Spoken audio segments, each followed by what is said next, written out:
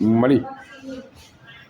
o de Mali walima foyi ba Mali ba walima bɔnsan gulɔ limanaw aw bɛɛ lajɛlen aw ni ɲantuma aw sigiyɔrɔ cogo la info foot malien limanaw jeli Amadu nka Dido k'a sɔrɔ ma ɲina les abonnés de la vie des aigles kɔ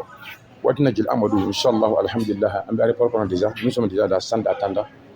Air Sky donc ni ala ka jɛ ye waati na kɔni dɔwɛrɛ ma to concours ka jigin anw ka don a kɔnɔ an k'an ta kɛ taali ye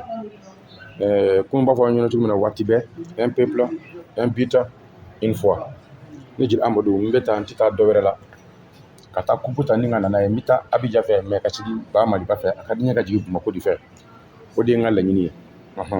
ka sababu kɛ n'i y'a ye i jiginna Abidjan fɛ i ni ma kupu de sɔrɔ ne b'a fɛ ka jigin Bamako de fɛ ni n ka kupu ye ni ala ka jɛ ye nka mun fɔ ɲɛna maliyɛndenw an ka sabali jɛ ka kɛ jɛ ka fɔ hakilina kelen donda kelen bɔda kelen jɛ ka kɛ o de ye damu ye jɛ ka fɔ o de ye wasa ye an k'an jija hakilina ka kɛ kelen ye an k'an jija ŋaniyaw ka kɛ kelen ye an k'an jija an ka dɔ k'an ka cɛdenw ye an k'an jija maa si kana fɔ maa si kɔ a ye sabali an tɛ kɔlɔlɔ tuma na a ye sabali an tɛ ɲɔgɔn buruja tuma na a ye sabali an tɛ ɲɔgɔn lagosi tuma na waati in de la maliyɛn bɛɛ lajɛlen bɛ se ka kɛ kelen ye nin waati in de la an bɛɛ lajɛlen bɛ kɛ ba kelen fa kelen ye Mali la Jeliba bɛ yen Estade bɛ yen Erel bɛ yen Sobe bɛ yen Debo bɛ yen Général Kulukoro bɛ yen j'en passe mais bi an t'o tuma na dɛ an t'o tuma na bi an bɛ yɔrɔ min na a k'aw jija donda kelen bɔda kelen an bɛɛ lajɛlen bɛ ɲɔgɔn sɔrɔ tɔn kelen mun nɔfɛ o de ye aigle national du Mali aw kana ɲina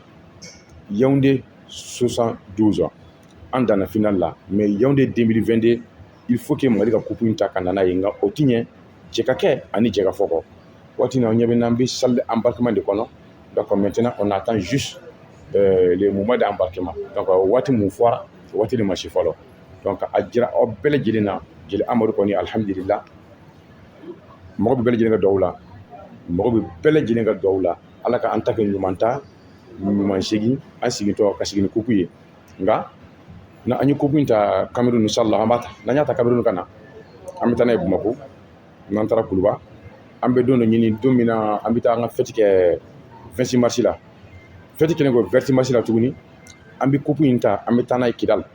n'an bɔra kupu ni Kidal waati mun na an b'an jija kupu in o ka kɛ kɛlɛbana ye kɛlɛ in bɛ Mali Kidal kɔnɔ kɛlɛ in bɛ Mali fan bɛɛ lajɛlen kupu in mana na o ka kɛ kɛlɛ in banna ye pewu ni ala sɔnna n'o kɛra an bɛ sɔrɔ o kupu kelen an b'a ta an bɛna di Alassane Dramane Ouattara ma Côte d'Ivoire yan nɔ a k'a mara an ye k'a sababu kɛ 2023 an bɛna ta tuguni ka segin n'a ye ka sababu ka segin ka na ni bagaji ye ka tila ka segin n'a ye o t'an ka laɲini ye donc jeli Amadu Dramane kun ka don ka foli di Mali bɔlɔntan kanubɛɛ bɛɛ lajɛlen ma waati in na n kɔni pankuru gɛnɛ n b'o kɔnɔ ka ban alhamdulilahi rabil alamina vive le Mali et vive le Mali vive le Mali